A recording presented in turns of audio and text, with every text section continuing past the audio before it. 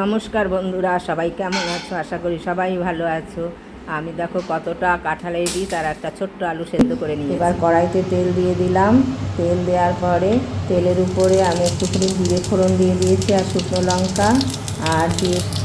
তোমরা কিন্তু এই ভিডিওটা না কেটে পুরোটা দেখবে, তাহলে বুঝতে পারবে আমি কি রান্না করছি। এবার দিয়ে দেবো এখানে পেঁয়াজ ঘষে দিয়েছি, সেই পেঁয়াজ ঘষাটার সঙ্গে দিয়ে দেবো নুন, লঙ্কা, লবণ, জিরে বাটা, হলুদ, সব মশলা দিয়ে একটুখানি কষিয়ে নেব। কষিয়ে নিয়ে আমি দিয়ে দেবো আবার একটু কাঁচা লঙ্কা।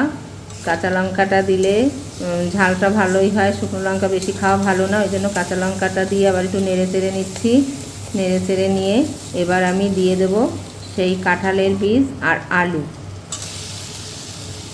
দেখুন,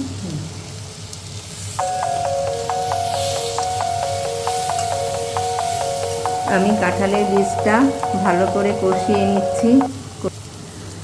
জানি অনেকেই কাঁঠালের বীজ পছন্দ করো না, কিন্তু এইভাবে যদি রান্না করে খাও আশা করি তোমাদের ভালো লাগবে। ভিডিওটা না কেটে তোমরা পুরোটাই দেখো আমি কিভাবে এটা রান্না করি। কাঁঠালের বীজটা কিন্তু খুব সুন্দরভাবে কষানো হয়ে গেছে।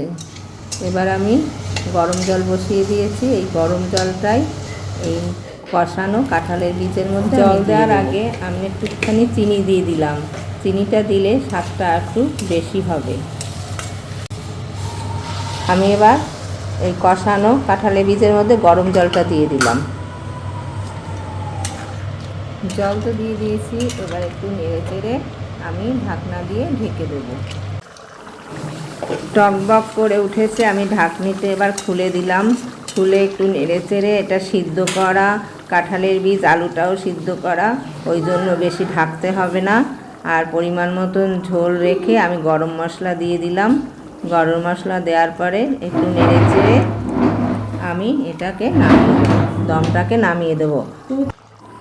আলুর দম তো অনেকেই খেয়েছো, কাঁঠালের বীজের দম তো খাওনি। আর যদি একবার করে খেয়ে দেখো তোমরা ঘরে, আর যদি ভালো লাগে আমার চ্যানেলটাকে সাবস্ক্রাইব করে দিও। আর সবাই ভালো থেকো, সুস্থ থেকো। দেখা হবে আবার নতুন রেসিপির সঙ্গে, নতুন ভিডিও নিয়ে।